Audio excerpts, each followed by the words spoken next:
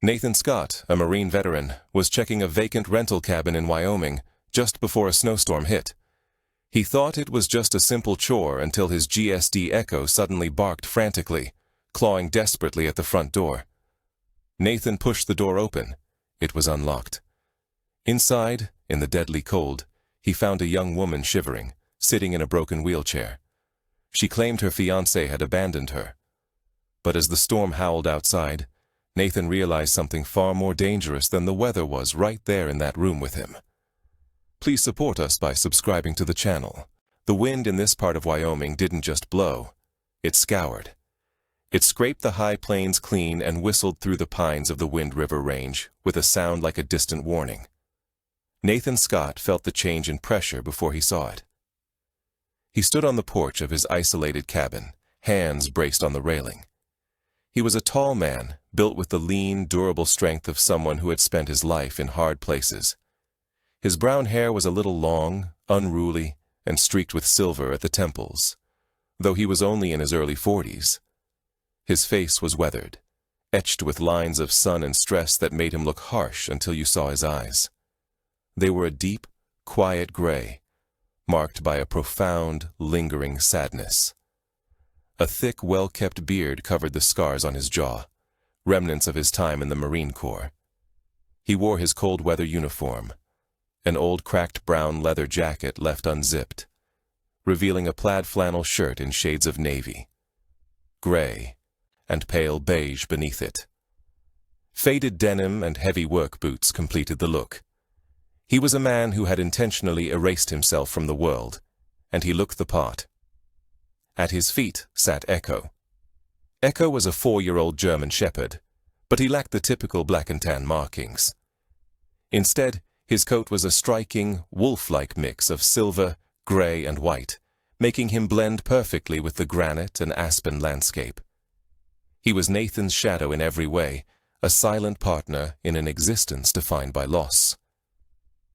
Echo had been with Nathan for 2 years, adopted from a rescue, and their bond was forged not in shared joy, but in a shared quiet grief.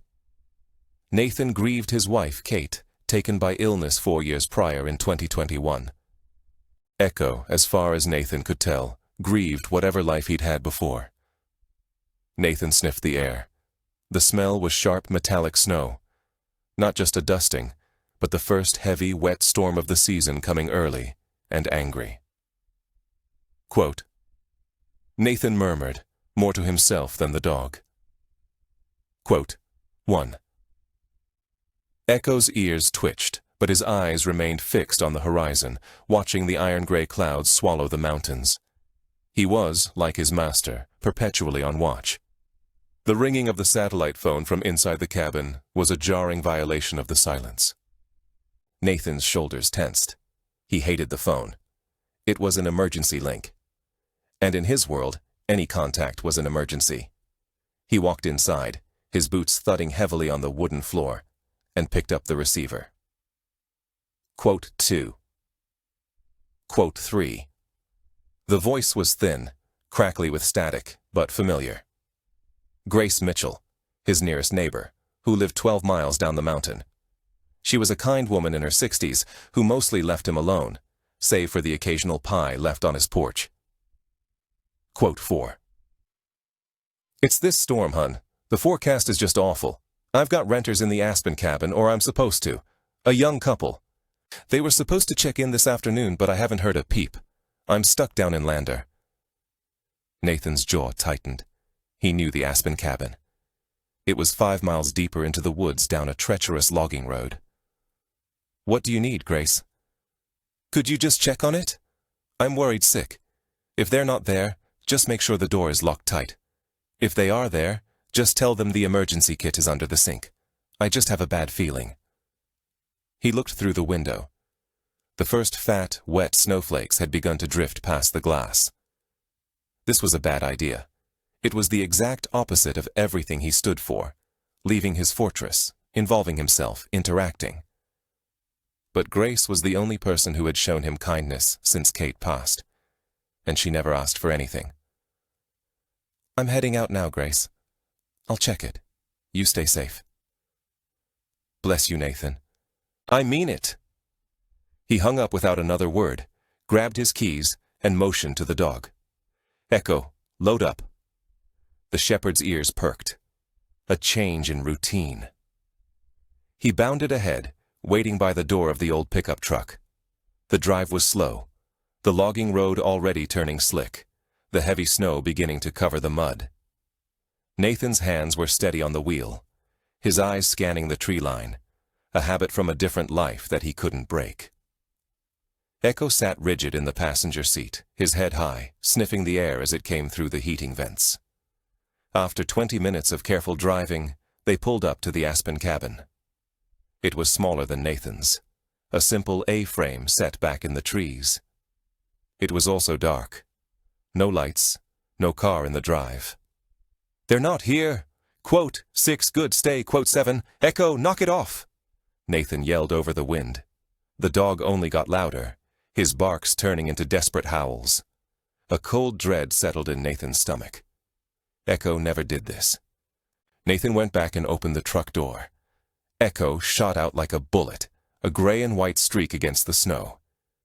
He ignored the surrounding woods, ignored the perimeter, and ran straight to the cabin's front door. He reared up, his front paws hitting the wood with a solid thud, and began clawing at the paint, barking with a ferocity that made Nathan's hand automatically move to his hip, though he carried no weapon. What is it, boy? Nathan joined the dog on the porch, his eyes scanning. No tracks, but the snow was coming down hard. Grace, anyone here? He called out. Echo whined a high, desperate sound and clawed again at the door. Okay. Nathan put his gloved hand on the doorknob. It was unlocked. His military training took over. He pushed the door open slowly. This is Nathan Scott. Grace Mitchell asked me to check the cabin. The interior was freezing, darker than it should be. The air was still heavy with the cold and something else. A faint, expensive-sounding perfume, completely out of place. Hello? Echo pushed past him, heading for the main room. Nathan followed, his senses on high alert. And then he saw her. She was huddled in the far corner, almost invisible in the gloom, sitting in a modern, lightweight wheelchair. She was wrapped in one of the cabin's thin, decorative blankets. Her blonde hair was matted and tangled, her face pale, her lips tinged with blue. She was shivering so violently that the entire wheelchair rattled softly on the wooden floor. Nathan stopped, his mind trying to process the scene. He looked closer and saw that one of the chair's large wheels was bent at a sickening angle, the spokes broken. The woman looked up, her eyes wide with a terror so profound it seemed to have frozen her. Ma'am, Nathan said, his voice softer than he intended. Echo approached her slowly, sniffing, his barks replaced by a low, questioning whine. Please don't hurt me, she whispered, her voice a dry rasp. I'm not going to hurt you. Nathan took a slow step forward. I'm Nathan, Grace Mitchell's neighbor. Are you hurt? He left me, she stammered, tears freezing on her pale cheeks. My fiancé, Vincent. We had a fight. He just left me. He took the car. He said I was worthless. She gestured feebly at the broken chair. He pushed me and it broke. He just left me here. Nathan looked at the woman, then at the useless wheelchair, and then out the window at the snow, which was no longer drifting. It was a whiteout. This cabin was not winterproof. It had no firewood, no generator, and the pipes would freeze within hours. She wouldn't last the night. His own cabin was 2 miles away. It was a fortress. He was a man who wanted nothing to do with the world, but the world had just landed on his doorstep. He sighed, a long, frustrated breath that turned into a cloud of white. The mission, as always, had changed. All right, Nathan said, moving forward with purpose. Here's what's going to happen. We're not staying here. My place is 2 miles back. It's warm. It's safe. She flinched as he approached. I can't. The chair. I see that. He knelt in front of her. I'm going to pick you up. We're going to my truck, do you understand? She stared at him, seemingly unable to process the request, her body shaking apart with cold. "I'm not asking, ma'am. We're going." He slid one arm under her legs and the other behind her back. She was lighter than he expected, almost frail. She let out a small, terrified gasp, but didn't fight him. He lifted her easily, the blanket still wrapped around her. Quote 5. The shepherd, his duty as an alarm now complete, fell into position at Nathan's left heel. Nathan Scott, a man who had walked away from humanity, turned his back on the empty cabin. He carried the strange, broken woman out onto the porch and stepped into the blinding chaos of the storm, his dog at his side. The 2 miles between the cabins was a fight. The wind tried to rip Emma from Nathan's arms, and the snow was so thick he navigated by memory rather than sight. He moved with a grim, relentless pace, his head down, his body shielding hers. Echo, a gray ghost, stayed pressed against his leg, his presence a steady, reassuring pressure. The instant Nathan kicked the heavy oak door of his cabin open, the soundscape of the world transformed. The deafening shriek of the wind was instantly muted, succeeded by a deep, resonant howl from the chimney. Echo scrambled inside first, his claws making a soft clicking sound on the floorboards, and promptly shook a flurry of snow from his thick coat. Nathan followed, slamming the door shut with his boot, and the heavy thud of the deadbolt. The cabin's sudden warmth and quiet delivered a physical jolt. "All right, you're on the couch," he stated, his voice terse. Professional.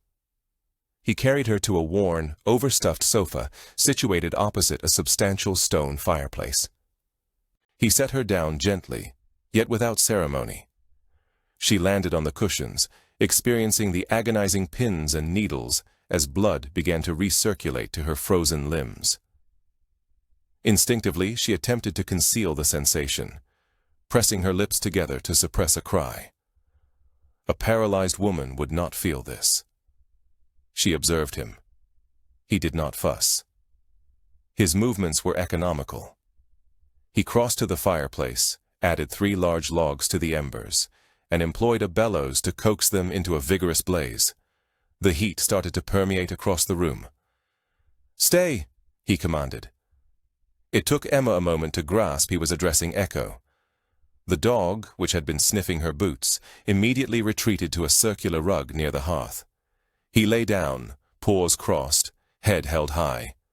His gray eyes remained fixed on her, unblinking, analytical. He was not growling, nor was he threatening. He was simply watching. Nathan disappeared into a small kitchen and reappeared with a hefty mug. "Coffee, hot, drink it." "Thank you," she whispered, her voice quivering. Her hands, when she reached for the mug, were trembling so violently she nearly dropped it. He knelt, his movements precise and impersonal. He took her hands in his. His were rough, calloused, and radiated an almost painful warmth. He held her hands around the mug, compelling her to grip it. "Hold it! Feel the heat! Drink it," he reiterated. She complied, sipping the scalding, bitter coffee. It burned a path down her throat and ignited a small warmth in her chest. "I lost my chair," she declared, attempting to make her fabrication sound convincing. "He broke it." "I don't know. It's in the truck," Nathan interrupted, rising to his feet. "It's useless in this. The snow is already 3 feet deep at the door. You aren't going anywhere." His tone was not unkind, merely blunt.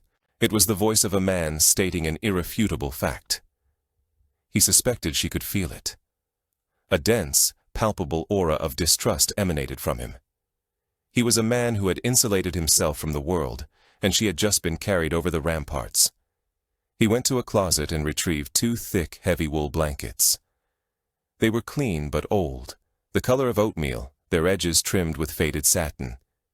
He tossed one onto her lap. "The cold is in your bones," he said.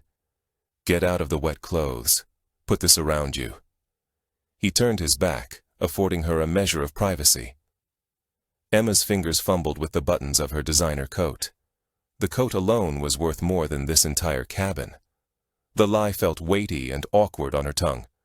I can't. My legs. I can't do it alone. Nathan paused. He exhaled a long, slow breath through his nose. He turned back, his gray eyes hard. Right, the blanket. Wrap it over everything. We need to get your core temperature up. He did not offer assistance. He merely watched, his expression unreadable as she struggled to drape the heavy wool over her damp clothing. He was a man accustomed to hardship, and her performance of helplessness seemed to bore him. While she worked, he moved about the cabin, inspecting windows, securing shutters. The wind battered the small structure, a physical assault. The lights flickered, then extinguished, plunging the room into the warm, dancing glow of the fireplace. Nathan did not hesitate. He lit 2 oil lamps, their flames casting a gentle amber light. Generator will kick in, he said, but I prefer the quiet. The quiet.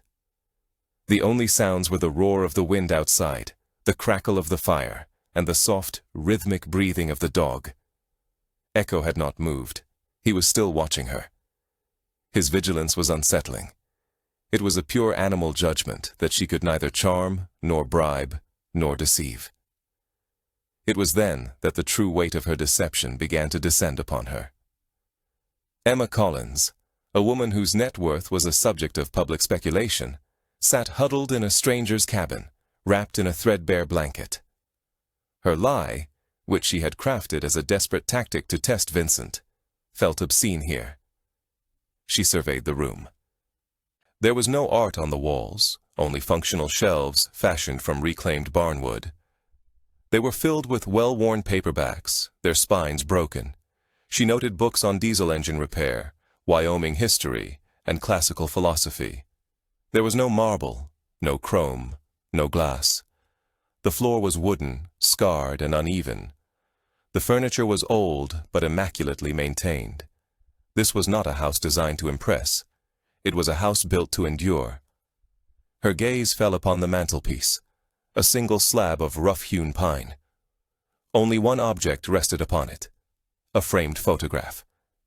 It depicted Nathan, younger, smiling, his arm around a woman with bright, laughing eyes. Kate, this cabin was not merely a shelter. It was a sanctuary dedicated to a life that had been lost. It was a place of profound, unpretentious honesty. Nathan, this suspicious, hardened man, had welcomed her into his home without question.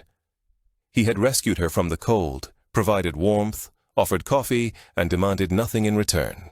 His kindness was not a transaction. It was a reflex as fundamental and potent as the storm raging outside.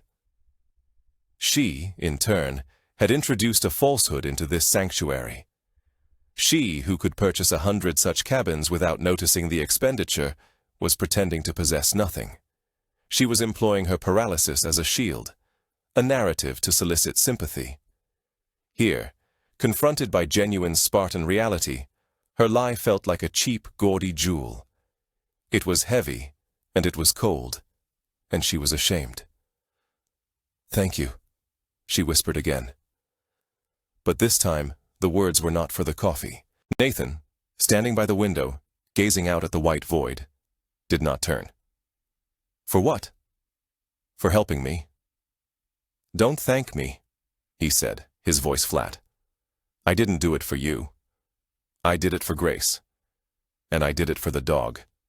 He doesn't like to see things freeze." He turned, and his gray eyes met hers. "We're trapped here. The plows won't clear this road for at least 3 days, maybe a week." He walked over, picked up the second wool blanket, and dropped it onto Echo. The dog buried his nose beneath it, finally resting his head on his paws, though his eyes remained open, fixed on her. "Get some sleep," Nathan said. "The fire needs to be fed every 2 hours. I'll take the first watch." He retrieved a rifle from beside the door, checked the action with a smooth, practice motion, and set it back down. Then he sat in an old wooden rocking chair far from the fire and opened a book. Emma Collins, the Billionaire, huddled on the couch, ensnared not only by the storm, but by the quiet decency of the cabin and the unsettling gaze of its dog. The lie had never felt heavier. The first full day of the storm offered a lesson in silence. The world beyond the cabin had ceased to exist, replaced by a screaming white void. The wind-driven snow did not fall. It assaulted the small structure from all sides, scouring the windows and accumulating in drifts that were already engulfing the porch. Inside, the silence was of a different nature. It was dense, heavy, and human. Nathan Scott moved through it like a phantom. He was a man of Spartan routine. He rose before dawn, his movements quiet and efficient.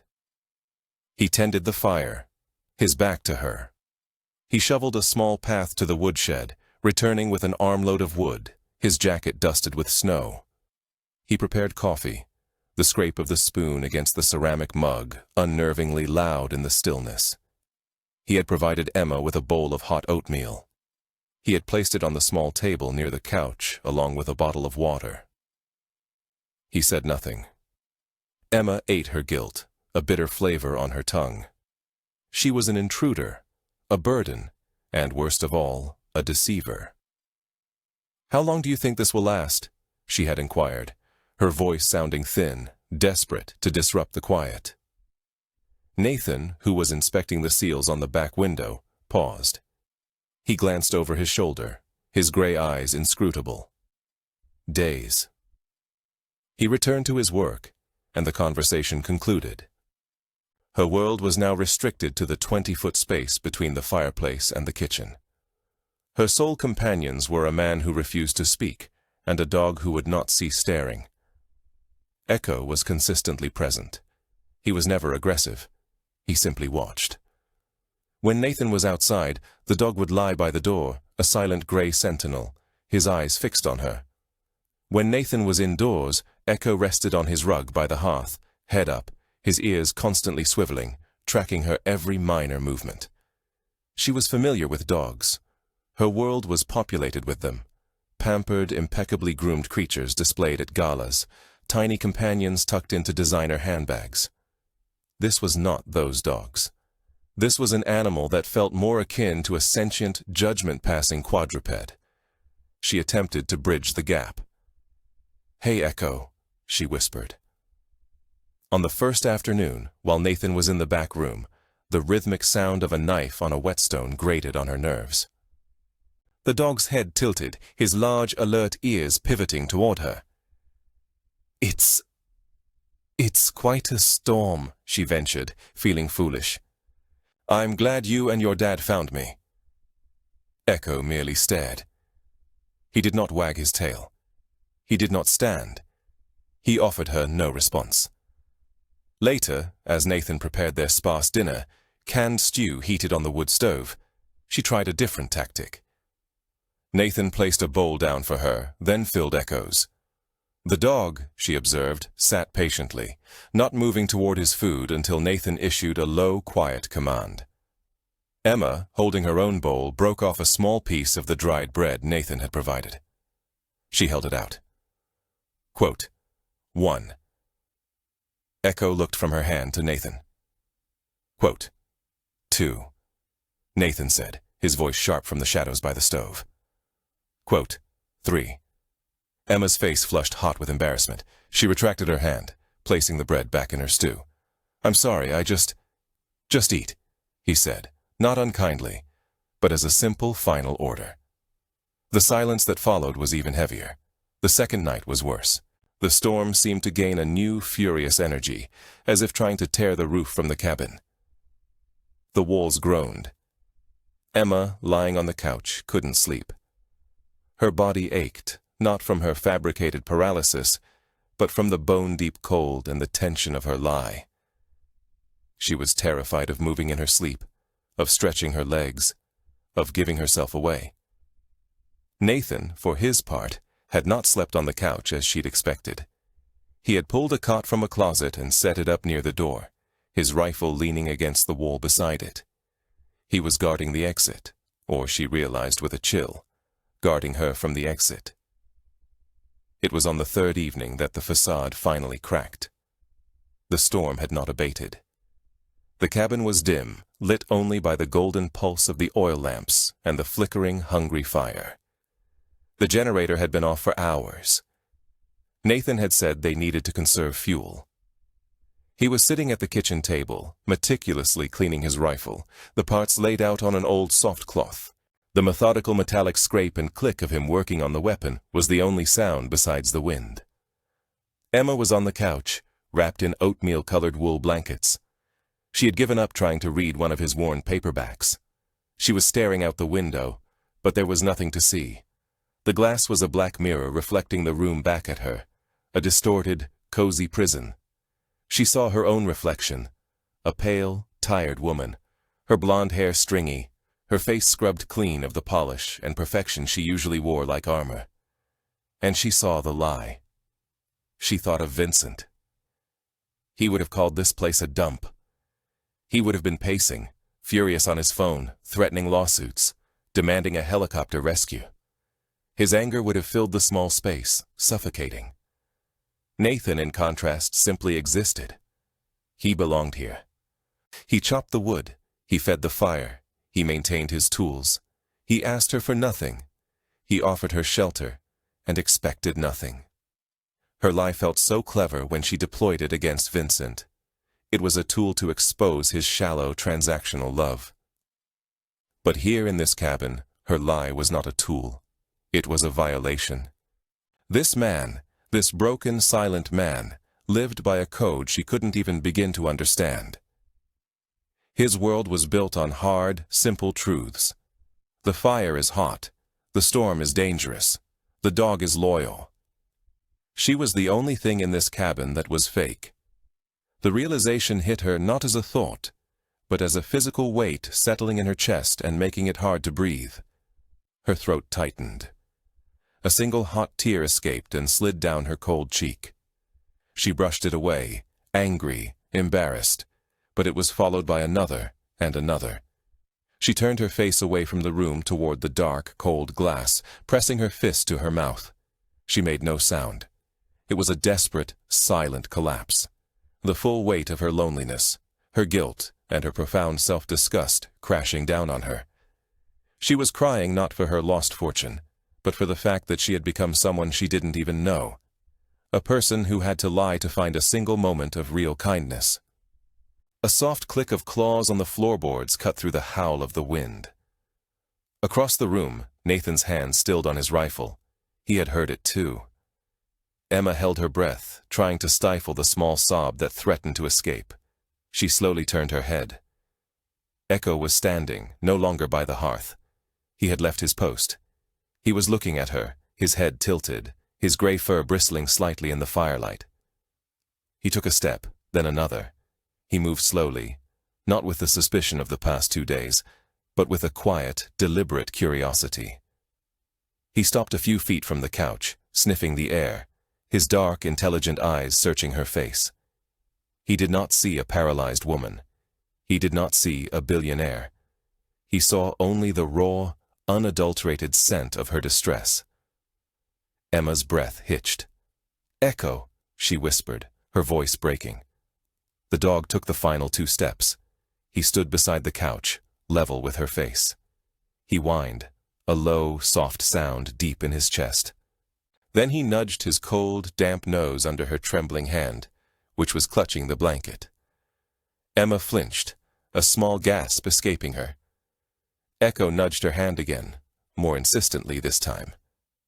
And then, with a long, slow sigh that seemed to release all the tension in the room, he rested his heavy, broad head directly on her knees, right on her lap, his eyes, no longer looking at her, closed.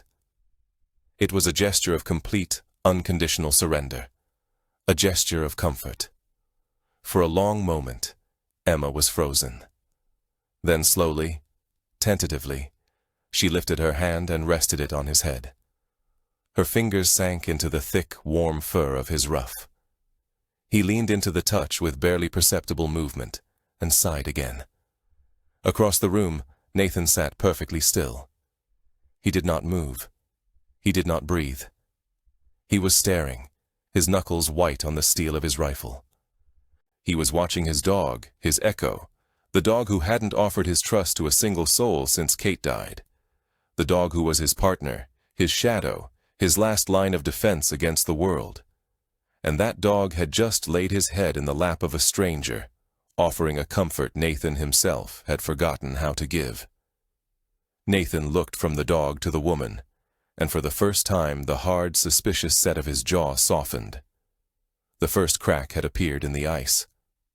The next morning, the climate inside the cabin had shifted as profoundly as the landscape outside. The storm's violent, screaming rage had settled into a heavy, suffocating silence. The snow was no longer falling.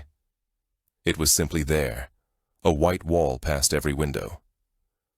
The tension between Nathan and Emma, however, had broken. When Emma awoke on the couch, stiff and cold, the first thing she saw was Echo. He was not on his rug by the hearth. He was asleep on the floor next to her, his gray head resting near her feet. When Nathan emerged from his room, he stopped, his gaze fixed on the dog. He looked at Emma, and for the first time, the suspicion in his eyes was replaced by something else. A deep, profound confusion. Echo had chosen. The silent, watchful judgment of the past 2 days was gone. When Emma stirred, the dog's tail thumped twice on the wooden floor. He lifted his head, nudged her hand, and gave a low, quiet whine. Nathan just watched. He made coffee, his movements just as precise as the day before, but the rigid set of his shoulders had eased. He brought her a mug, his hand pausing as Echo pushed his head under Emma's other hand, demanding attention.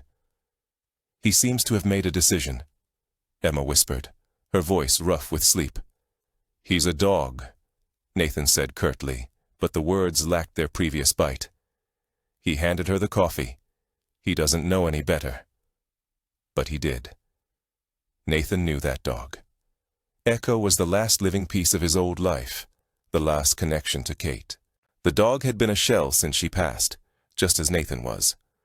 For Echo to open up to this stranger, it was a betrayal, or a miracle, and Nathan didn't know which. The day wore on in this new, awkward truce.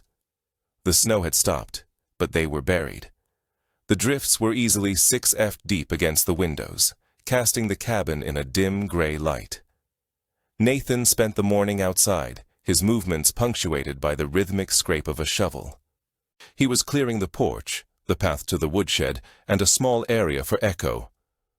Emma was left alone in the main room, and she was trapped. Nathan had at some point retrieved her broken wheelchair from his truck. It sat in the corner, a useless, mangled piece of modern technology. She was confined to the couch or to dragging herself to the small adjacent bathroom, a humiliating, exhausting process she performed only when Nathan was occupied elsewhere. The cabin, which had felt like a cozy sanctuary, now felt like a cage. The living room was on a slightly lower level than the kitchen and the main door. 3 shallow, wide steps. That was the barrier. 3 steps which, in her charade, were as unscalable as the mountains outside. She wanted to see the sky. She wanted to smell the air. She felt the cabin fever, the claustrophobia pressing down on her. Nathan returned, snow-caked on his beard and clinging to his eyelashes. He stamped the snow off his boots and shed his heavy leather jacket. He didn't look at her, but he saw her. He saw her staring at the 3 steps, her gaze fixed on the front door as if it were an exit to another universe. He saw the helplessness, and for the first time, he didn't see it as a burden. He saw it as a problem to be solved. He walked past her into the kitchen, ordered a mug of coffee, and stood there for a long minute just staring at the 3 steps. Emma watched him. He looked at the steps, then at the wheelchair, then at the steps again. A muscle in his jaw twitched. Then, without a single word, he set his mug down, walked to a large storage closet, and pulled out a measuring tape. He went to the steps. He measured their height. He measured their width. He wrote the numbers down on a scrap of wood with a carpenter's pencil. He went to the front door, opened it, and disappeared into the blizzard-white world. Emma listened. She heard the sound of the door to his workshop, a separate, smaller building attached to the woodshed, creaking open, then silence. It was broken minutes later by the sharp, rhythmic rasp of a handsaw cutting through lumber. Emma's heart seemed to stop. She knew exactly what that sound was. She had overseen the construction of 3 homes, 2 of them from scratch. She recognized the sound of labor. The sawing persisted for an hour, a steady, resolute meditation against the wind's audible presence. It was soon accompanied by the whir of a drill, followed by the deliberate, softened impact of a hammer, as if he were intentionally striking with minimal force. She remained seated on the sofa, her hands interlocked, the falsehood a frigid, weighty mass within her. He was a man of decisive action. He hadn't inquired about her needs, but had perceived them. Its unpretentiousness, its quiet, practical benevolence, surpassed any ostentatious, costly gesture she had previously experienced. Vincent would have summoned a concierge. Nathan was engaged in construction. 2 hours later, he reappeared. His countenance was flushed from the chill, his beard speckled with wood particles. He carried a lengthy, unadorned, rather unappealing ramp constructed from raw plywood and 2 support beams. Despite its heft, he handled it with ease. Without uttering a word, he maneuvered it through the entrance and into the sitting area. It settled into place flawlessly, bridging the 3 steps and forming a stable, gradual incline from her seating level to the front doorway. He stepped back, wiping his hands on his trousers. "It'll hold," he stated, his voice a deep resonance. "It's not exactly elegant." "Nathan," she began, her voice betraying emotion. "The porch is clear," he interjected. He approached her damaged wheelchair. After examining the bent wheel, he exerted himself, using his bare hands to reshape the metal frame into something resembling a circle. The wheel retained a wobble, but it would function. He guided the chair forward. "Let's go, Sapki." It required a moment, an awkward transition from the couch to the chair, but he assisted. His hands, strong and steady on her arms, lifted her as if she were weightless. He propelled the chair up the newly constructed ramp. The wood creaked slightly but held firm, just as he had assured. He navigated her through the doorway and onto the covered veranda. The air reached her first. It was so biting it felt like a physical blow, yet it was pure, sharp, and vital. It carried the scent of pine, ozone, and frozen soil. The landscape presented a dazzling, sculpted expanse of white. Snow lay in drifts resembling solidified waves. The sky was a pale, somber gray. It was the most breathtaking sight she had ever witnessed. Nathan stood beside her, not touching, not speaking, merely sharing the quiet atmosphere. Echo had followed, resting at Nathan's side, his warm breath misting in the frigid air. Quote 5. Emma finally said, her voice soft. Quote 6. He responded, his gaze fixed on the woodland. Quote 7. He finally turned to face her. His gray eyes were clear, the confusion dissipated. "Done what? Constructed a ramp? It's merely wood. It serves a purpose." "It was an act of kindness," she whispered. He furrowed his brow, evidently uncomfortable with the compliment. He leaned against the railing, crossing his arms. "The storm is subsiding. We should be cleared within a few days." They remained in the crisp, silent air for an extended period. The only audible elements were the wind, now a gentle murmur, and the soft patter of melting snow from the eaves. "Why do you reside out here?" she inquired, breaking the quiet. "All by yourself?" Nathan remained silent for a full minute, observing a blue jay alight on a snow-laden branch. "I'm not alone," he affirmed, gesturing towards Echo. "You comprehend my meaning," she clarified gently. He sighed, a sound laden with a weariness that transcended the immediate tempest. "I live here because it's the only location that resonates. The world beyond," he gestured vaguely, "is too cacophonous, too hurried. People don't truly listen." He paused, then continued, his tone softening. "My wife, Kate, adored this mountain. She was a geologist. She understood subtleties, quiet phenomena, the earth, the passage of time." He touched the rough-hewn logs supporting the porch roof. "We established this sanctuary together after my final deployment. It was intended as our bastion, our tranquil retreat. He fell silent. Emma waited. She passed away, 4 years ago in 2021. The quiet. It's different now, but it's all I retain of her. He looked at Emma, his eyes carrying a palpable rawness. I am not seeking refuge here, Miss Collins. I am simply endeavoring to preserve the quiet. This, he tapped the log again, is all that remains. Emma observed the sturdy, uncomplicated ramp he had fashioned. It was more than mere wood. It represented a resolution. He was a man who rectified what was flawed. Kate, Emma said, testing the name. She must have been exceptionally remarkable. She was, Nathan replied, turning his face back towards the mountains. She was practical. She would have constructed the ramp in half the time. A subtle, genuine smile graced his lips. It was the first Emma had witnessed it. It utterly transformed his stern, weathered countenance, revealing the person who had existed prior to the sorrow, prior to the pervasive quiet. And in that instant, Emma's fabrication, her heavy, foolish, pointless fabrication, felt like a desecration of something sacred. The dialogue on the porch had instigated a shift. The fortress of Nathan's reticence had been penetrated, not by Emma, but by his own admission of profound loss. He had spoken of Kate. He had unveiled his vulnerability. And now the cabin felt imbued with a new, delicate intimacy. That night, the storm, which had momentarily abated, returned for a final, tempestuous flourish. The wind roared, rattling the shutters that Nathan had secured. In the main living area, the sleeping arrangements remained unchanged, but the individuals occupying them had shifted. Nathan occupied his cot near the entrance, his back to the room. Emma was on the sofa, but Echo was not in his designated spot by the hearth. He had, of his own accord, selected a new location. The floor beside the sofa, a dark, protective presence near the woman who, for 3 days, had offered him nothing but quiet compassion. For Nathan Scott, sleep offered no sanctuary.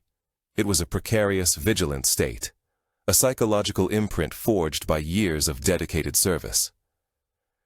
He did not truly rest. He remained alert.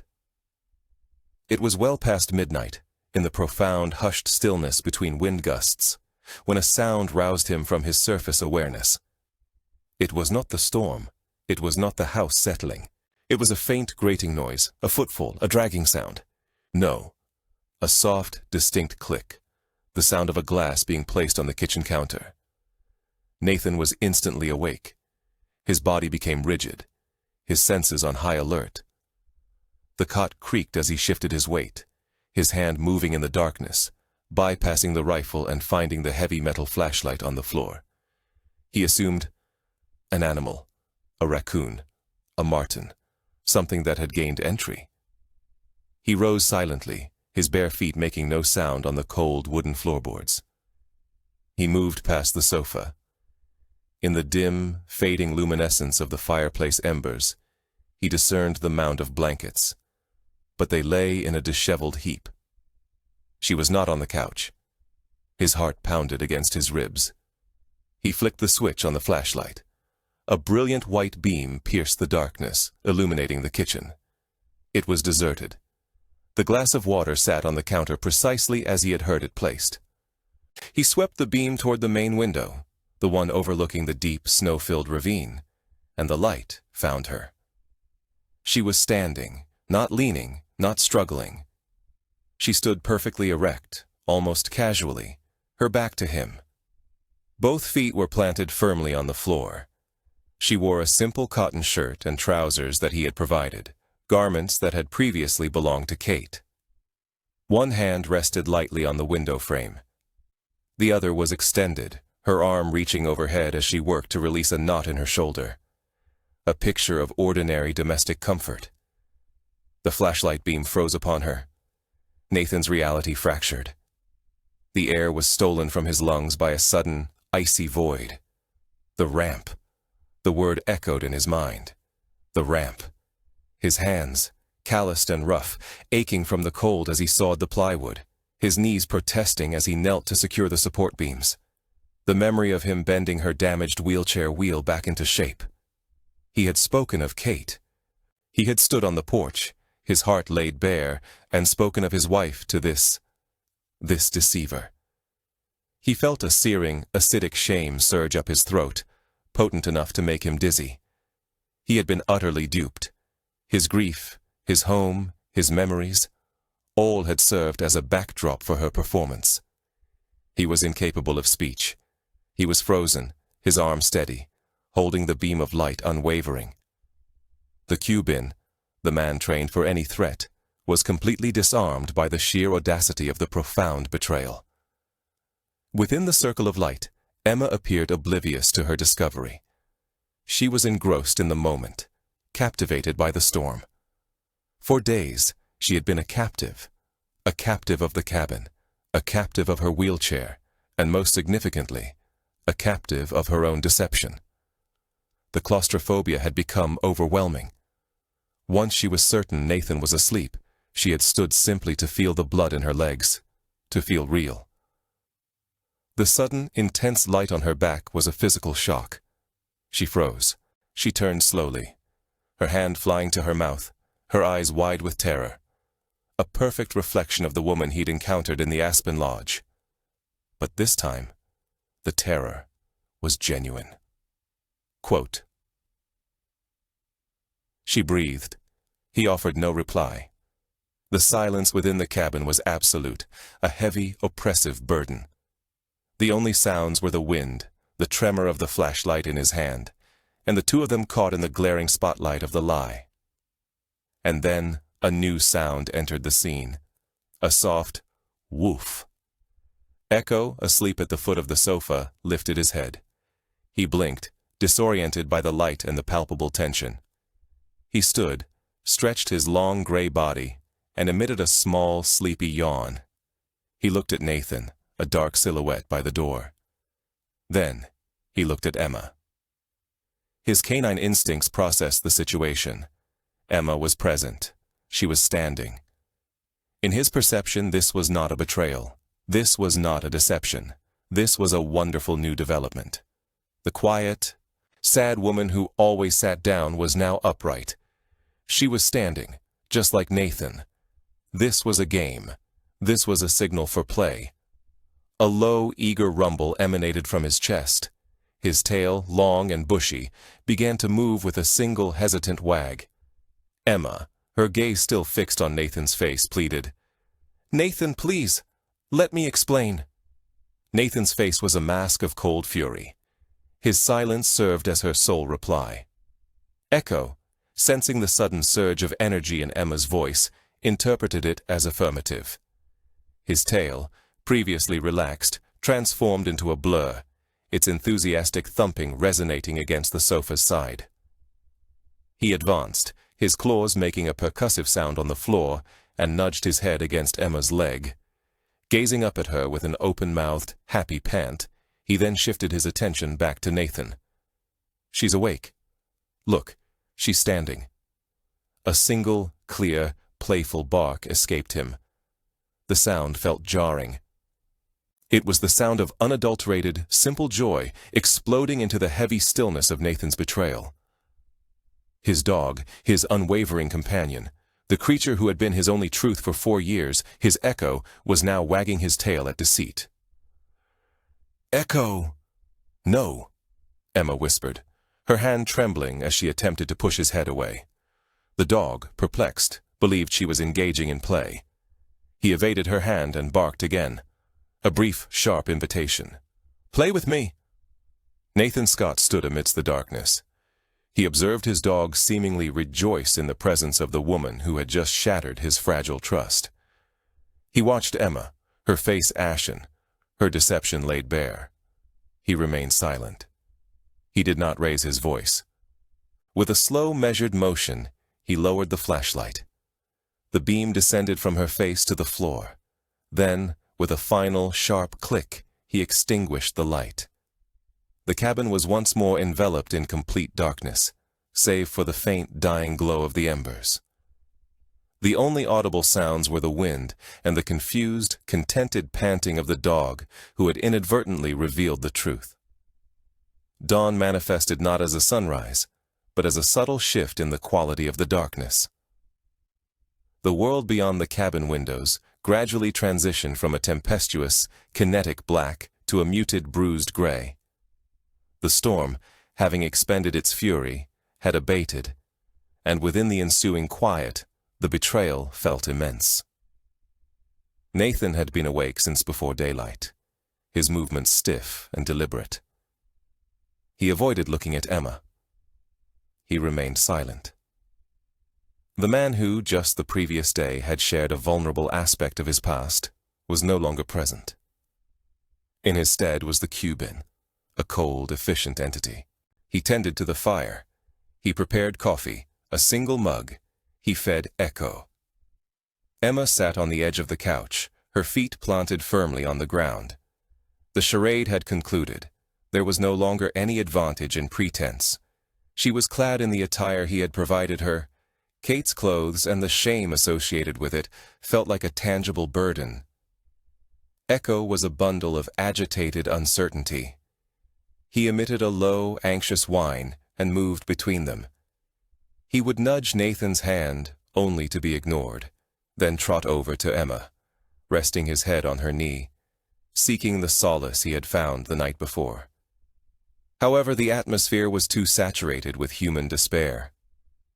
"Nathan," Emma began, her voice a parched croak.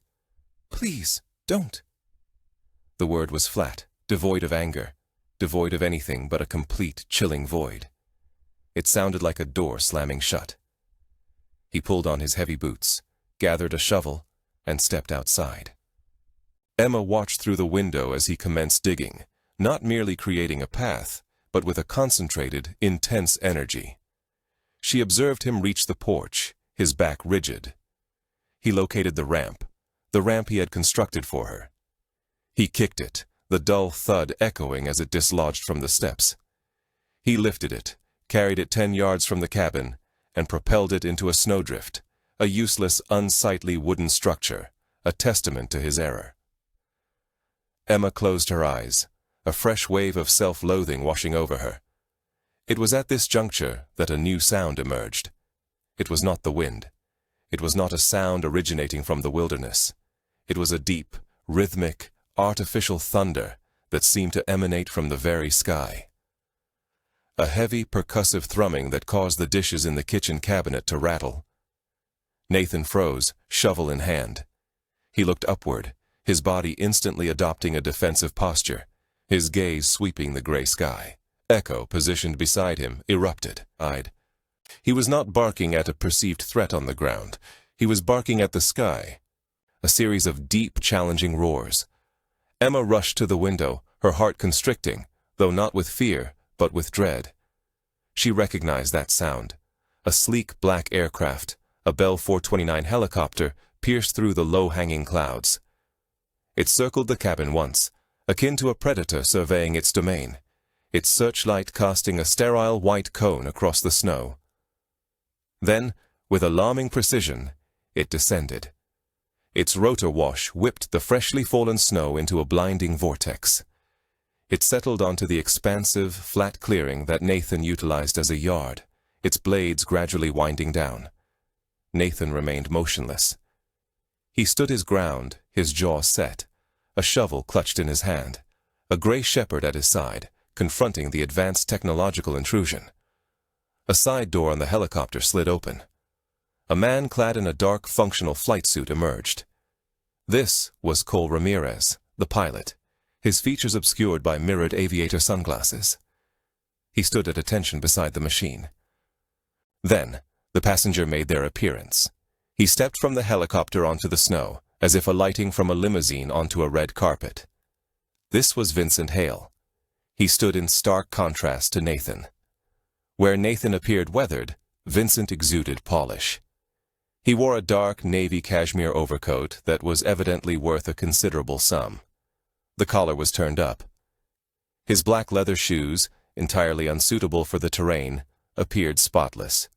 His dark hair was impeccably styled, untouched by the storm or the wind. He radiated an aura of effortless, expensive control. He glanced at the cabin, his upper lip curling slightly, a subtle hint of disdain. He looked at Nathan, his gaze sweeping over him as if he were an uninteresting piece of rustic furniture. Then he noticed Emma, who had, without conscious thought, stepped onto the porch. She stood beside Nathan, her bare feet in contact with the frozen wood. "Well?"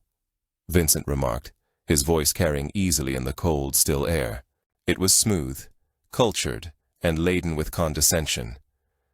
"The sleeping princess awakens. And look, a miracle! She stands." "Vincent," Emma breathed, her voice quivering. "How? How did you find me?" Vincent let out a short, indulgent laugh, the kind one might offer a child's naive query.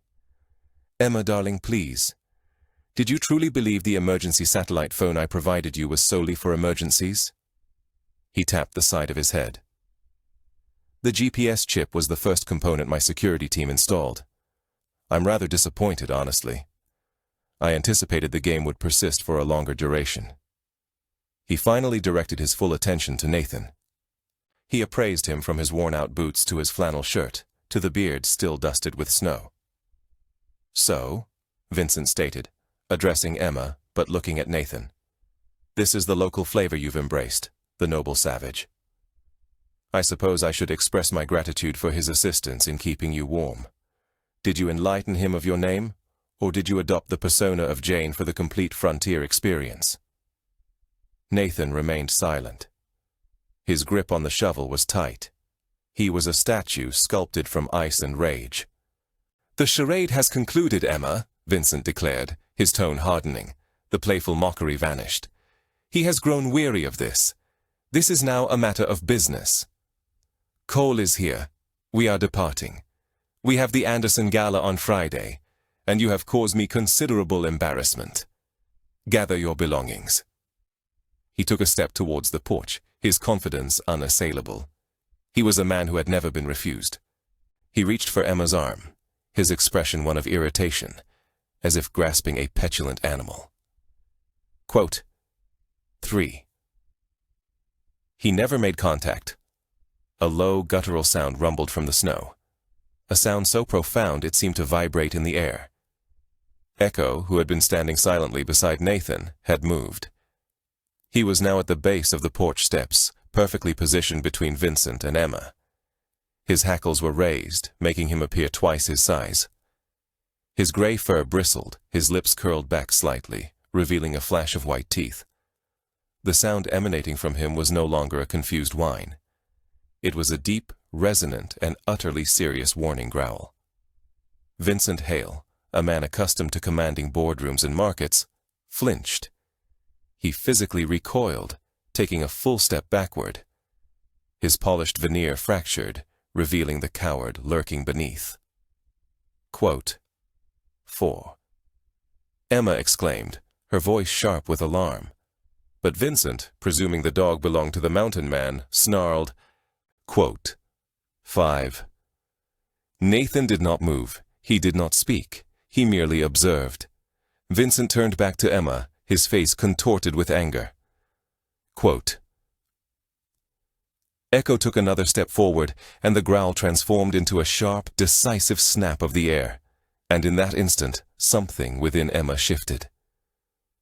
She looked at Vincent, a man who regarded her as an accessory, a man who had just admitted to tracking her as if she were property.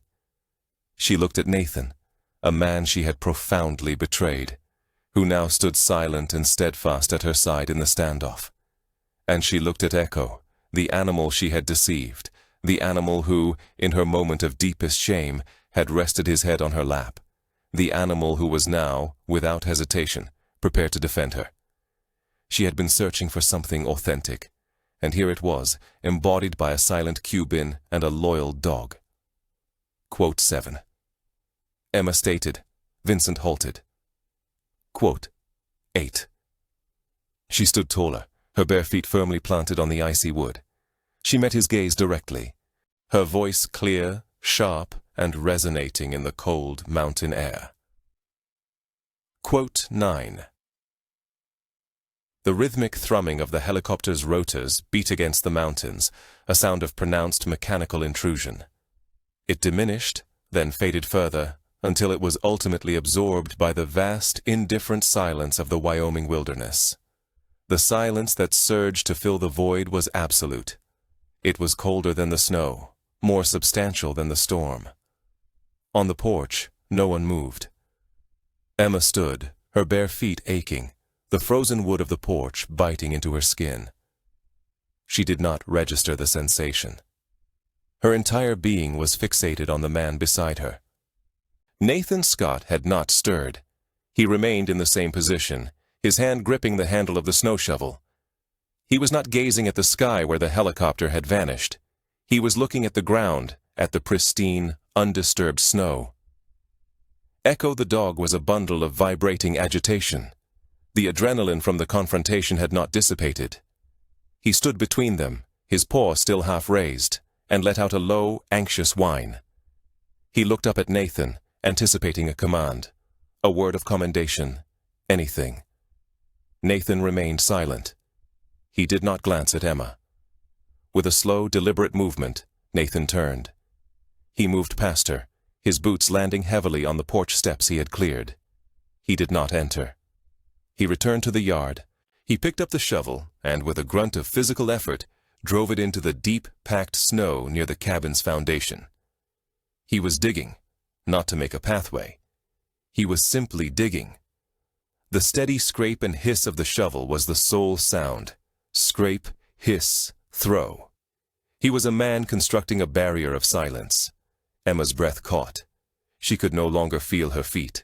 She stumbled back into the cabin, collapsing onto the wooden bench near the door, her hands shaking so intensely she pressed them together.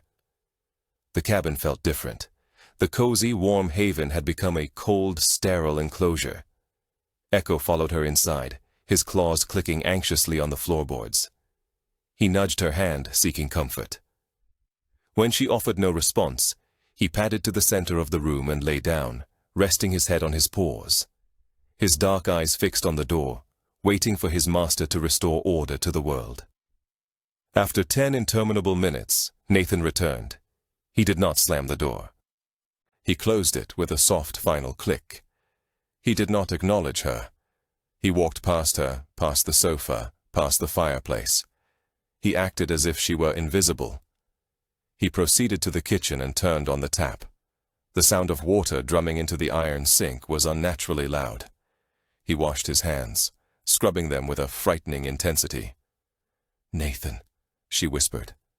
He turned off the tap. The sound ceased. "I am so sorry," she choked out, rising to her feet. I never intended." He turned around slowly. His face was a blank mask. The warmth she had observed on the porch yesterday, the man who had spoken of Kate, was gone. The Cuban had returned. His gray eyes were vacant, cold, and looked right through her. "Sorry for what?" he asked, his voice a low, empty rasp. "For lying, or for being discovered?"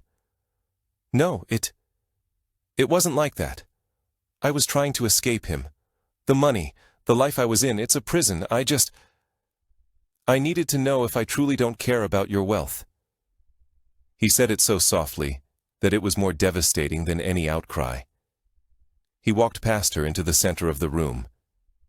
He surveyed the space, his gaze settling on the ramp he had placed in the snow, his jaw tightening.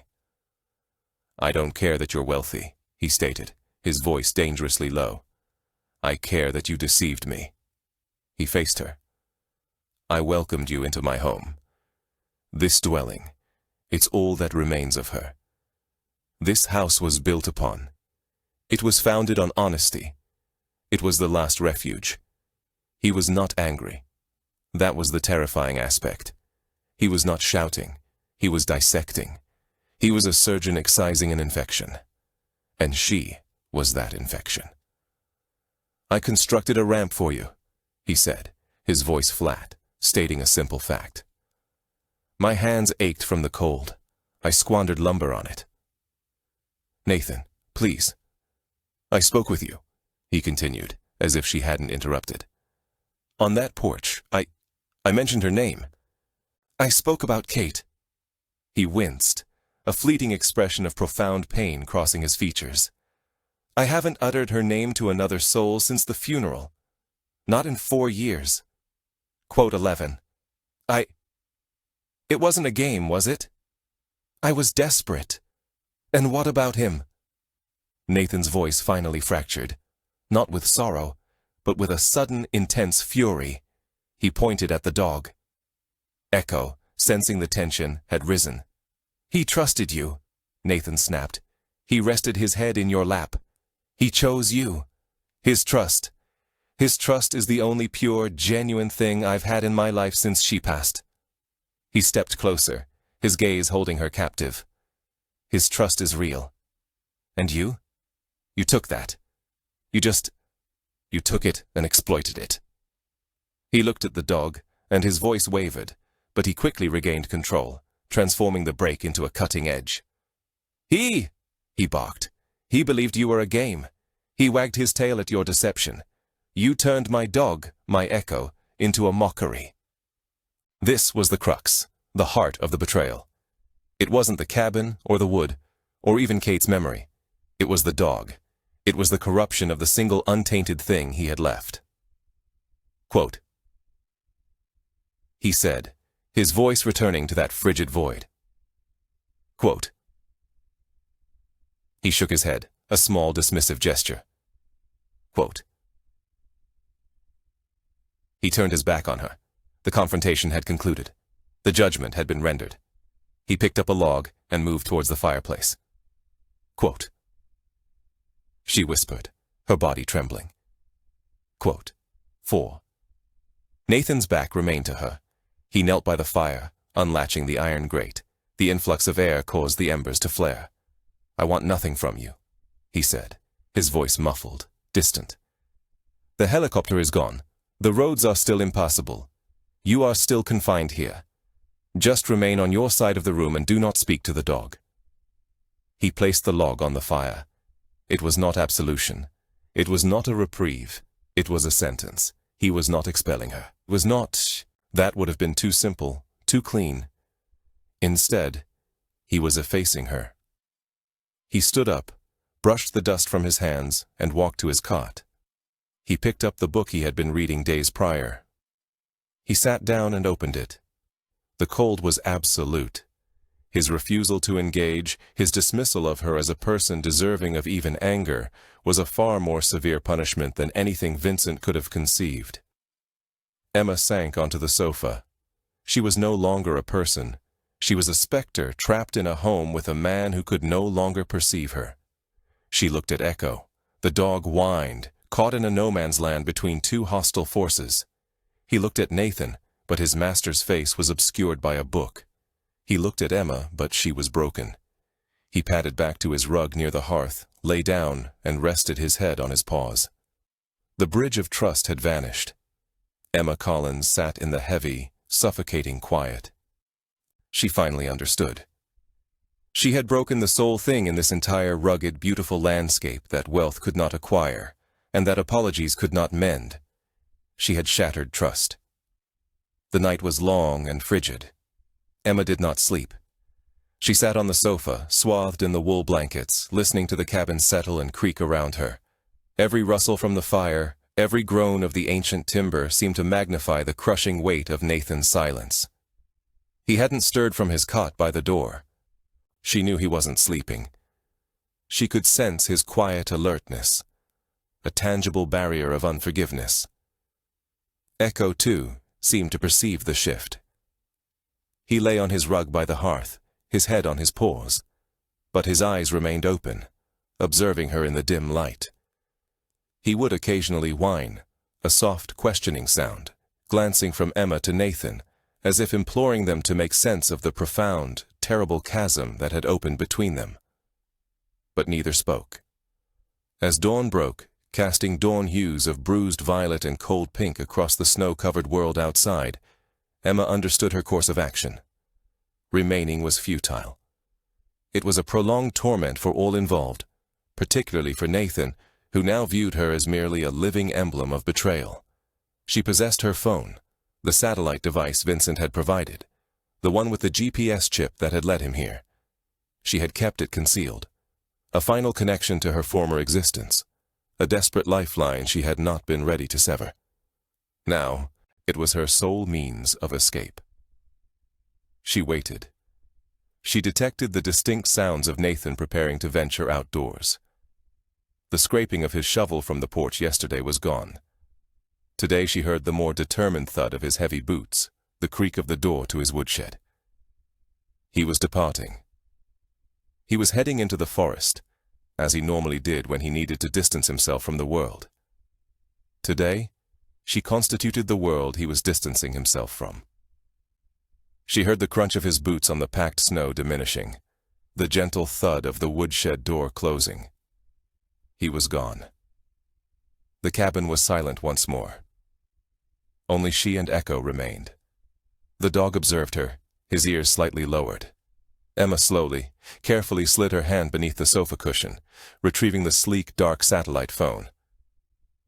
The cool, smooth plastic felt foreign in her hand compared to the rough wool blankets and the worn wood of the cabin. She switched it on. The screen illuminated, emitting a sterile blue light into the dim room. She had a signal. Her fingers trembled as she navigated to her contacts. She knew the number by heart. It was the private direct line to Simon Clark, her personal chauffeur and head of security for all her family's terrestrial operations. Simon was a man of quiet competence who posed no questions and executed every directive with military precision. He was in his late 50s, always impeccably attired, a former Special Forces operative who now managed the complex domain of private jet logistics and secure transportation with the same unwavering efficiency. She typed the message. Concise, direct, devoid of emotion. Simon, location, the GPS coordinates automatically populated by the phone. Require immediate extraction. Private helicopter or ground vehicle, whichever is swifter. Ensure discretion. Do not involve Vincent Hale. She pressed send. The small confirmation icon appeared on the screen. It would take hours, perhaps the better part of the day, for Simon to arrange it. The nearest private airstrip was in Lander, and a ground vehicle would require even more time to navigate the newly cleared, yet still perilous roads. She had time. Time to leave a fragment of herself behind. She discovered an old, tattered piece of paper on Nathan's kitchen table, a discarded shopping list, half-scribbled. She found a pen, its ink barely flowing, and she began to write. She did not compose an apology. Nathan would not accept one. She offered no explanation for her affluence or her gilded confinement. He wouldn't attend to it. Instead, she penned a confession. She detailed the void that had propelled her to such extreme measures, the superficiality that defined her existence, and the transactional nature of every bond she held, particularly with Vincent. She articulated how his affection was a strategic calculation, a commodity. She described the profound isolation that had led her to construct a falsehood, to seek refuge, to ascertain if anyone, truly anyone, would perceive her, independent of her fortune or her standing. She wrote of encountering Nathan, of the striking authenticity of his being, the unadorned rawness of his cabin, his movements, his labor, and the way he guarded his sorrow as something precious and delicate. She spoke of Kate, recounting the narratives he'd shared on the porch, the softening of his expression. She acknowledged the bravery it must have demanded for him to expose that vulnerability, to place even fleeting trust in her. Subsequently, she detailed her interactions with Echo. She depicted the vigilant gaze of the gray dog, his initial apprehension, and his eventual unwavering fidelity. She illustrated the profound grace in the way he rested his head on her lap, a silent, meaningful gesture. She described the elation in his bark upon seeing her rise, a pure, innocent jubilation that had, paradoxically, pierced Nathan's heart. He imparted to me the essence of genuine trust, she wrote, her penmanship faltering, blurred by the haze of tears. He recognized my suffering, not my status. He saw me, the damaged girl, not the incapacitated heiress, and I wronged him, and in doing so, I wronged you." She concluded the epistle, her hand throbbing. With meticulous care, she folded it and placed it upon the kitchen table, anchoring it with a small, smooth riverstone retrieved from the windowsill. Then her gaze swept the room. One final item remained. She recalled Nathan's catalog, a scuffed and soil-stained publication from an outdoor supply retailer. She remembered Echo once fixated on a particular page. It featured an assortment of canine playthings, prominently displaying one, a vivid red, exceptionally durable rubber ball, engineered for robust chewers. Echo had regarded it with a silent yearning, a rare flicker of unadulterated, simple desire in his typically reserved eyes. She had registered it mentally, a passing thought, which now evolved into a directive. She retrieved her phone once more. Another swift, discreet dispatch to Simon. "Kindly procure one large, indestructible red rubber dog ball of superior quality, suitable for a German Shepherd. Deliver via pickup vehicle." It was a minor gesture, almost laughably insignificant considering the gravity of the situation. Yet it represented an unspoken, heartfelt apology to the sole creature within this cabin who had offered her unreserved acceptance. It was a tangible emblem of her gratitude and her repentance. She looked at Echo. He was observing her. "I'm sorry, boy," she whispered, her voice catching. "I am so deeply sorry." He emitted a soft whine, a sound echoing shared sorrow. Emma resumed her seat on the couch, her body depleted, her mind adrift. She simply waited. She awaited Simon's arrival. She awaited the definitive, irreversible conclusion to this peculiar, agonizing, and profoundly real chapter of her existence. She awaited the moment of her departure from the tranquility, from the man and the dog whose world she had irrevocably altered. 3 weeks elapsed, and the world reverted to its initial state of quietude. The roadways were cleared, the sky presented a vast, brilliant azure, and the snow had settled into a deep, shimmering mantle across the landscape. Nathan, Scott, and Echo were once again solitary. However, the silence was no longer serene. It was devoid. Nathan returned from the woods the day of her departure, his steps leaden, his mind braced. He discovered the cabin deserted. The air was cold, the fire nearly extinguished. He found the letter on the kitchen table.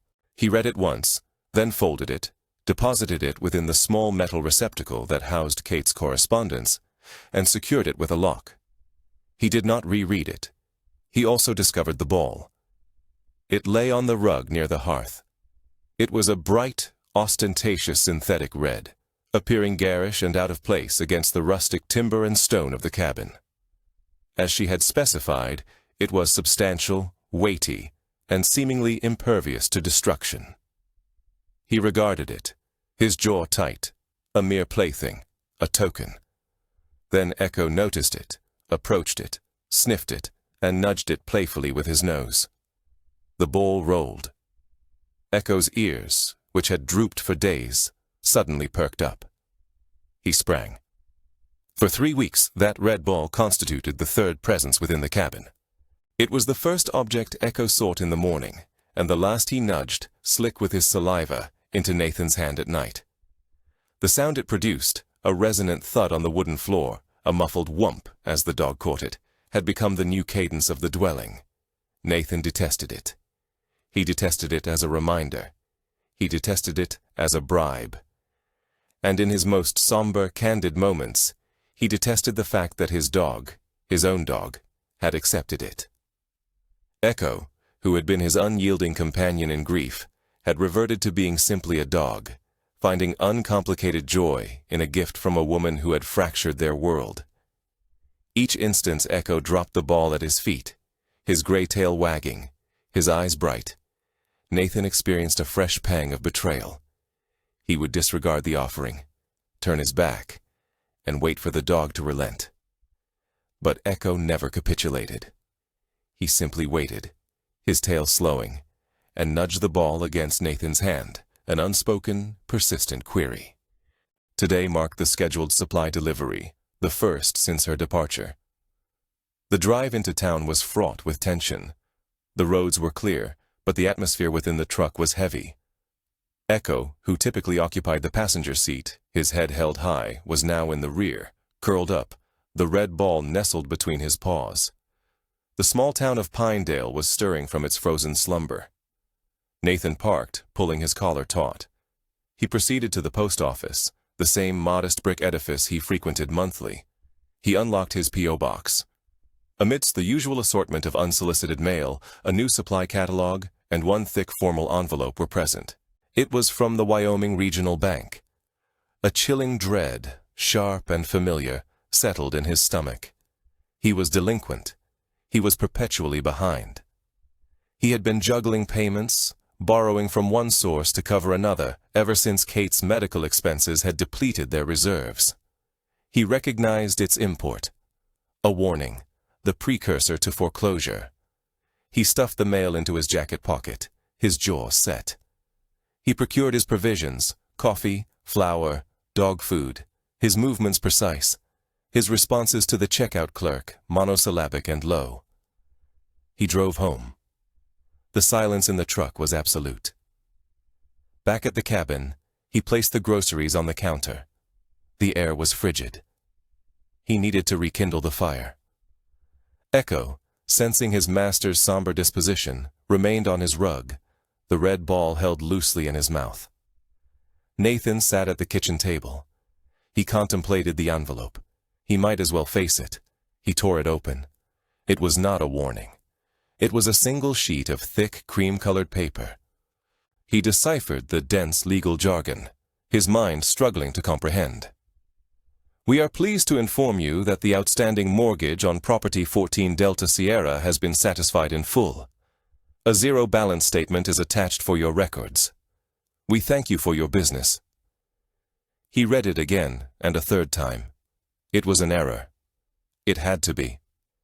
He scanned the document for a name, a rationale, and discovered it at the bottom in a crisp, clear digital signature. Sincerely, Isabel Grant, Vice President, Loan Servicing. And immediately above that, within the payment details section, Payer of Record, Collins Group Holdings. The room abruptly fell into profound silence. The blood drained from Nathan's face, then surged back, a hot, prickling wave of pure, unadulterated fury. He sprang to his feet, his chair scraping back with a harsh, tearing sound that made Echo flinch. Paid. The word felt like a violation. He slammed his fist onto the table. The coffee mug jumped, rattling against the counter. "No!" he growled, the sound low and menacing. She had bought him. She had appropriated his silence, his anguish, his pride, and affixed a price tag to it. She had departed, and as a final, arrogant assertion, she had cast her wealth upon his difficulties. She had reduced him to a recipient of charity, a project, a stray she could feel virtuous about saving with her checkbook. Throughout his life, as a Marine, as a man, he had adhered to a code. Stand on your own merit. Do not accept what you have not earned. His pride was his sole remaining possession, and she had just seized that as well. He paced the cabin, his hands clenched, his breathing shallow and sharp. He longed to strike something. He longed to incinerate the letter. He halted before the fireplace. He looked at the photograph of Kate. Her bright, laughing eyes seemed to taunt him. "I'm losing my grip, Kate," he thought, the anger as sharp as grief. "I'm losing your home." The thought arrested him abruptly. "I'm losing your home." He had been. It wasn't an abstract apprehension. It was a mathematical certainty. Slowly, his rage still smoldering, he walked to the old, battered filing cabinet in the corner. He pulled open the bottom drawer. He retrieved the thick folder labeled, quote, 3.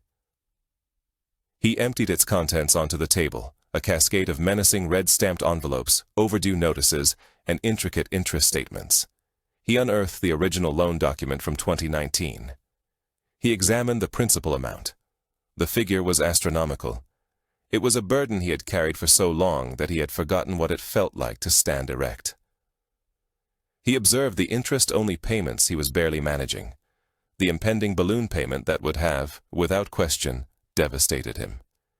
He saw the correspondence from the bank, the notices he had disregarded, the ones where Isabel Grant's name was printed, not signed, above threats of legal action. He was not losing this place. He had already lost it. He was simply too proud to acknowledge it. He sank into the chair, the anger draining away, replaced by a hollow, profound emptiness. He looked again at the official letter, paid in full. He thought of her letter, the one in the box, the confession. He taught me what real trust looks like. I betrayed him. She had not compensated him for his silence. She had not placated him. She, a woman ensnared in a web of wealth, had glimpsed his predicament, a snare woven from debt, the very cord binding him to this place, a cord on the verge of being tightened by the bank. This was no display of authority. It was an act of liberation.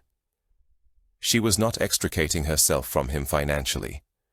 She was safeguarding him. She was preserving Kate's legacy. She was bestowing upon him the one commodity she possessed in abundance, so that he might retain the sole possession remaining to him. She was not acquiring him. She was releasing him. The realization washed over him, weighty and intricate. It was not absolution. It was not appreciation. It was simply a truth, as tangible and as concrete as the ramp he had constructed, and equally pragmatic. A soft, wet thump interrupted his contemplations. He glanced down. Echo was at his feet. The canine had returned, head bowed, and had gently deposited the vibrant red ball atop Nathan's boot. Nathan stared at the ball, her garish, unappealing, indestructible emblem. He reached down, his hand quivering slightly. He retrieved it. It felt substantial, solid. Echo emitted a low, hopeful whine, his tail thudding once on the ground.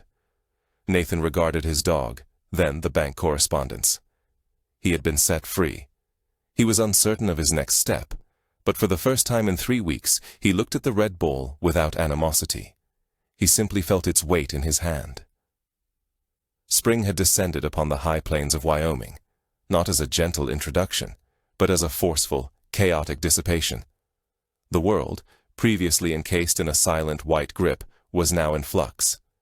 The persistent sound of trickling water formed a pervasive liquidity, dripping from the cabin's overhangs, the pine boughs, and the sharp edges of granite formations. The snowpack receded, retracting like a soiled covering, exposing a landscape that was wounded, arid, and sodden. Yet it was alive. Nathan Scott was also alive, though he would have eschewed that descriptor. He was functioning. The missive from the bank, bearing Isabel Grant's signature, rested on his kitchen table, a constant, silent fixture, fully settled. The words had plagued him for weeks. He had transitioned from burning indignation to a cool, reluctant regard, ultimately culminating in a restless, deep-seated bewilderment. He was unburdened. His property, Kate's property, was unequivocally his, and he was unsure how to process this. He was outside, mending a section of fence that had succumbed to the snow's pressure. The strenuous physical exertion acted as a release, the steady impact of the post driver a method to anchor his own uncertainties into the soil. Echo was by his side. The gray shepherd was no longer the somber, grieving silhouette he had been. The red bull had transformed him. He was, in essence, a dog. He rested in a patch of muddy, thawing grass, his head on his forelegs, his eyes alert. The red bull, slick with saliva, was nestled between his front paws. He would vocalize, a low, playful sound, nudging the bull, anticipating Nathan's throw. "Not now, boy," Nathan murmured, wiping perspiration from his brow. Echo sighed, a sound of pure canine impatience. He retrieved the ball and ambled a short distance away, tossing it airborne for his own amusement. It was then that his head snapped up. Nathan did not register it initially. He merely observed the dog. Echo's posture became rigid. His ears, previously relaxed and playful, now resembled radar dishes, fixed upon the main road a mile distant. The red ball slipped from his jaws, disregarded. A low growl emanated from his chest. Nathan grasped his hammer. "What is it, Echo?" Then he perceived it. It was not the familiar resonance of his own truck. It was not the high-pitched whine of a helicopter. It was the sound of a different engine. A struggling, older engine, its gears grating as it ascended his poorly maintained access road. A visitor. Nathan's grip on the hammer tightened. He was not incensed, not in the manner he had been with Vincent. He was merely apprehensive. Echo remained silent. He stood, his fur slightly erect, observing. A full minute elapsed. Then, an ancient blue Ford pickup truck, its body marred by rust and its muffler complaining, emerged from the tree line. It was not a conveyance of affluence or authority. It was a vehicle of labor. It halted 20 yards from the cabin, its engine idling briefly before expiring with a sputtering cough. Nathan and Echo held their position. The driver's door creaked open. A heavy work boot, caked in mud, was planted on the gravel. She then emerged. It was Emma, yet it was not. This was not the pallid, terrified, immobilized woman from the Aspen cabin. This was not the sharp, defiant, elegantly attired individual who had confronted Vincent on the porch. This woman wore faded denim jeans, a simple wool sweater, and sturdy footwear. Her blonde hair was confined to a practical, disheveled ponytail. Her face was devoid of cosmetics, her cheeks flushed crimson by the spring wind. She appeared fatigued, apprehensive, and entirely, unequivocally genuine. She closed the truck door with a soft, metallic click. She made no move towards them. She simply stood by the truck, her hands submerged deep in her pockets, as if to demonstrate she carried no arms, offered no overtures. Nathan Scott's heart felt like a cold, heavy stone within his chest. He advanced towards her slowly, the hammer still in his hand, awaiting his own equilibrium. Echo remained at his heel, a silent, gray shadow. He halted 10 feet from her. She met his gaze, her eyes clear. She was not weeping. She was not imploring. She was simply present. The silence lengthened, punctuated only by the sounds of melting snow, the incessant drip from the eaves. Nathan spoke first. His voice was rough, abrasive. Quote. Emma swallowed. Quote. He interrupted her. His words were sharp, fragments of shrapnel he had carried for weeks. "I won't. I'm a Marine. We don't take handouts." His pride, the last bastion of his resolve, lay exposed. Emma observed him, unwavering. She did not appear ashamed. She nodded, as if she had anticipated this. "I know," she stated, her voice quiet yet firm. "It's not for you." Quote. 2. What? Quote. 3. The money was not for you, Nathan. Quote. 4. It was for the bank. I offered you nothing. I reclaimed something from them. They were poised to seize this land. They intended to confiscate Kate's legacy. And I stopped them. She gazed past him towards the cabin, the land, the mountains. This place, it's as you described. It's the last sanctuary of quiet. I couldn't permit its despoliation, the banks, the world I originate from, to pave it over. Quote 7. You owe me nothing. You never have. The debt is extinguished. It is concluded. I did not return for that. Quote 8. Then why did you return? Quote 9. I came back. Quote 10. To see Echo. Quote 11. The name resonated in the air, and it served as a catalyst. The gray dog, who had been stationed at Nathan's side, his body a coiled spring of tension, heard his designation spoken by her. He emitted a sound, a high-pitched, strangled, agonizing cry of pure, unadulterated elation, a whine of disbelief. Echo, Emma repeated, her voice trembling. It proved too much for him. The weeks of confusion, the phantom of his new companion, the red ball that brought amusement, but not her presence. It all fractured. He bolted from Nathan's side. He was a gray streak. He did not bark. He did not growl. He reached the limit of his restraint and soared across the muddy yard. Emma dropped to her knees, her arms extended just as he reached her. He collided with her chest, not with force, but with a desperate longing, his paws on her shoulders, his muzzle buried in her neck. He whimpered, he cried. He licked the tears that had spontaneously welled in her eyes. "Hey, boy," she sobbed, encircling his thick fur, clinging to him as he wriggled, his tail a frantic blur. His entire being a testament to pure, uncomplicated forgiveness. Nathan merely stood and observed. His hand, still clutching the hammer, relaxed. Echo, as if suddenly recalling his decorum, withdrew. He circled in a tight, jubilant loop, his paws slipping in the mud. Then, he seemed to recall one final detail. He returned to the spot where he had left the red ball. He snatched it up with swift movements and trotted back to Emma, who remained kneeling in the mud. He dropped the ball, slick and soiled, directly into her lap.